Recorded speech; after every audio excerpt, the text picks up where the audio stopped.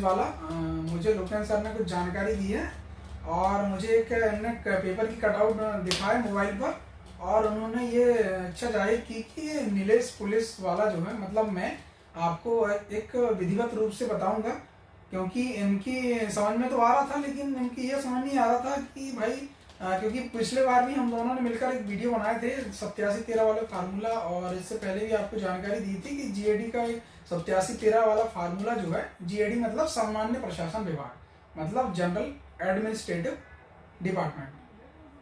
तो सामान्य प्रशासन विभाग का एक फार्मूला है 8713। तो 8713 वाले फार्मूला को जो है एमपीपीएससी में लागू किया गया था। एमपीपीएससी का जब रिजल्ट आया था, आपने देखे होंगे कि लगभग 29 या 28 जनवरी को एमपीपीएससी का रिजल्ट आया था। तो एमपीपीएससी का रिजल्ट जो है 8713 वाले फार्मूला से ही आया था। तो वो 8713 वाला वो फार्मूला जो है वो अपने व्यापम के एग्जाम में भी अभी रिजल्ट जो रुके हुए हैं, तो वो रिजल्ट को 8713 वाले फार्मूला के तहत रिजल्ट जारी करना है। तो ये व्यापम ने जीएडी से सलाह लिया था। इससे पहले हमने आपको बताया था, मैं और लोकेन सर ने। अब नेक्स्ट खबर आई है 10 सूत्र प्रकाशित होता है आपका इंदौर से। उनने एक खबर छापी है। खबर ये छापी थी उनने कि अभी 25 तारीख की खबर है ये। उसमें ये छापा था कि जो ईएसबी मतलब आपका व्यापम कहना चाहिए, एग्जामिनेशन सिलेक्शन बोर्ड जिसको व्यापम कहते हैं, तो उन्होंने सलाह लेने गया था जीएडी से। तो जीएडी से सलाह लेने गए थे कि भाई 8713 वाला फार्मूला को लागू कर सकते हैं। तो मैं बता दूं आपको, 8713 वाला फार्मूला को जीएडी ने मंजूरी दे दी है, मतलब व्यापम को मंजूरी दे दी है कि भाई आप इस फार्मूला को लागू करके आप रिजल्ट जल्दी जारी करें। तो इसमें 10 सूत्र ने प्रकाशित किया है। 10 सूत्र ने पूछा है जीएडी से कि भाई इतने दिन से रिजल्ट अटका हुआ है, तो क्या आपका 8713 वाला फार्मूला तो आप लागू करेंगे इसमें? तो बता दूं आपको, एक खबर छापा है 10 सूत्र ने। 10 सूत्र के हवाले खबर है। तो रिजल्ट इसी माह से देना शुरू करेगा, इसमें स्पष्ट लिखा हुआ है। आप 10 सूत्र न्यूज में 25 तारीख की न्यूज़पेपर में आप जाके देख सकते हैं।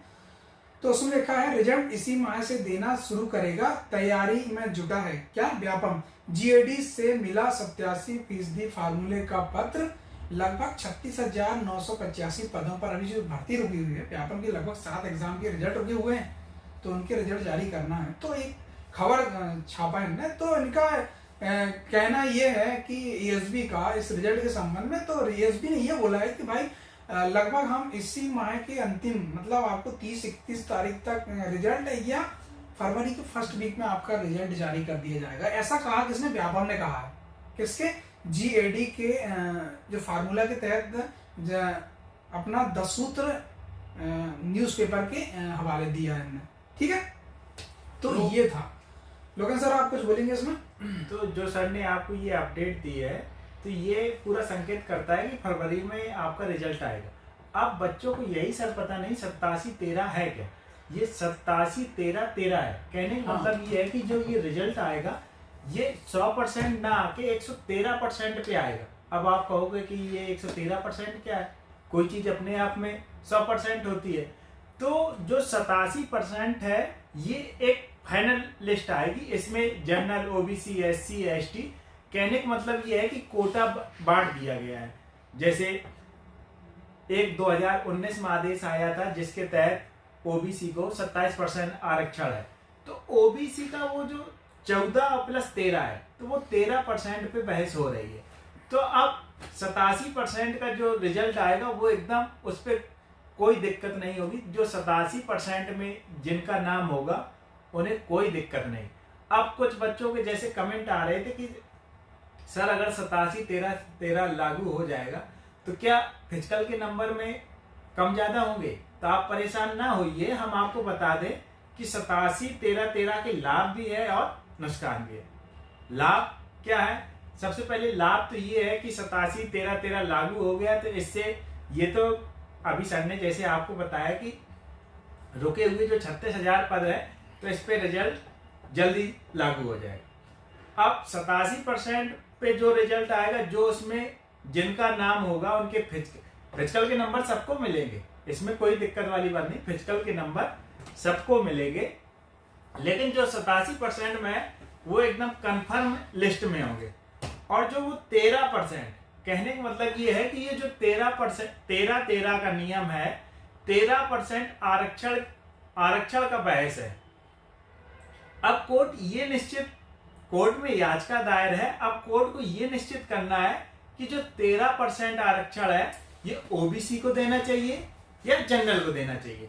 अब ये जो 13% जो आएगा, 113% पे रिजल्ट आएगा, जो 13% होगा ओबीसी और जनरल, तो इस पे क्या है, ये वेटिंग लिस्ट होगी।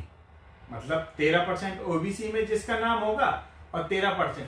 अब जो केस इसमें जीत जाएगा, इसमें से अगर ओबीसी जीत गए और अगर जनरल जीत गए, ओबीसी जीत गए तो जनरल में जो आए वो बाहर हो जाएंगे। और जो आप इसमें सर थोड़े आगे आपको बताएंगे डिटेल। मैं आपको बता देता हूँ 87-13 वाला फार्मूला। 87-13 वाला फार्मूला ऐसा है कि 87% में आपकी भर्ती फाइनल भर्ती होगी, शेष 13% की भर्ती जो होगी ना, वो माननीय न्यायालय के आदेश के बाद ही होगी। मतलब मैं बता देता हूँ आपको, हुआ क्या था 2022 में एक इंजीनियर का एग्जाम हुआ था। उसके बाद जो होता है, इंजीनियर का एग्जाम होने के बाद क्या हुआ था, इंजीनियर के एग्जाम में 14% आरक्षण दिया गया। 14% आरक्षण ओबीसी आरक्षण का मुद्दा है, ये समझ लीजिए आप, और किसी का नहीं है, ना ईडब्ल्यूएस का, ना ST/SC ओबीसी, सिर्फ ओबीसी का है। ये ओबीसी का 27% आरक्षण देने के संबंध में कोर्ट में मामला विचाराधीन है। मतलब 14% अभी फिलहाल दे रहे हैं, शेष जो 13% देना का है, तो वो 13% के लिए कोर्ट में अभी मतलब मामला छिड़ा हुआ है। मतलब कोर्ट में अभी याचिका डाली हुई है और माननीय न्यायालय इस पर सुनवाई करेगा। और माननीय न्यायालय के फैसला आने के बाद शेष जो 13% जो बचेंगे, उसमें जैसे ही माननीय न्यायालय अगर ओबीसी के पक्ष में दे देता है, तो ये शेष जो 13% जो बच रहे हैं वो ओबीसी के पक्ष में चल जाएंगे। मतलब ओबीसी को ये 13% सीट दे दी जाएंगे।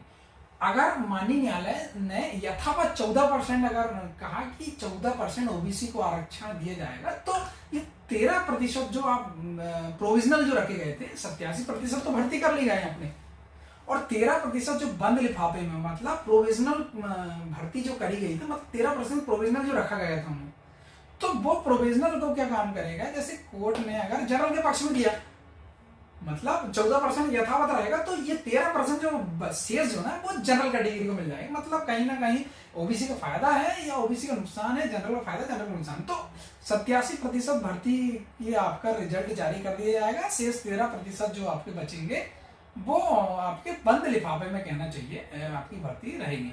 जैसे ही माननीय न्यायालय का आदेश आएगा, वैसे ही आपका ये उन पर दे दी जाएंगी। मतलब आपको ओबीसी को दे दी जाएंगे, नहीं तो जनरल को दे दी जाएंगी। जैसे कि 10 सूत्र में लिखा है, 36,985 पदों में 87% पद यानी 32,000 से ज्यादा पर अंतिम रिजल्ट जारी हो जाएगा। मतलब जो 36,000 पद का रिजल्ट आना है, उसमें 32,000 का अंतिम रिजल्ट आएगा और युवाओं को भर्ती मिल सकेगी। जो युवाओं हैं उनको, जैसे आपका रिजल्ट आ जाएगा, बाकी 5,000 पद करीब प्रोविजनल रिजल्ट के खाते, जो अपन वेटिंग लिस्ट हम बोल रहे हैं, वही प्रोविजनल लिस्ट रिजल्ट के खाते में चले जाएंगे और कोर्ट के अंतिम आदेश के बाद तय होगा किसके खाते में जाना है, ओबीसी खाते में जाना है, जनरल खाते में जाना है। कोर्ट के आदेश के बाद पता चल जाएगा ना, तो ऐसा है वो। तो कहने का मतलब ये है कि जो रिजल्ट आना है कि 113% पे आना है, क्योंकि जो सर ने जैसे बताया 87-13-13, 87% में अगर आपका नाम है तो आप एकदम बेफिक्र, और जो आप अफवाह फैला रहे हैं या जो आपको जैसा जो भी बता रहे हैं कि सर फिजिकल के नंबर नहीं मिलेंगे, फिजिकल के नंबर सभी को मिलेंगे। जो 87% में आएगा उन्हें भी मिलेंगे, और जो 13% में आएंगे, तो अब ऐसा होगा जिनका जनरल में 80-70 जो मतलब नंबर ज्यादा है और 87 में आ रहे, वो कन्फर्म है। लेकिन और जिनके कम नंबर हैं और वो 13% में है, अगर ओबीसी में है तो वो वेटिंग लिस्ट में होंगे, अगर जनरल में है तो वो वेटिंग लिस्ट में होंगे। कहने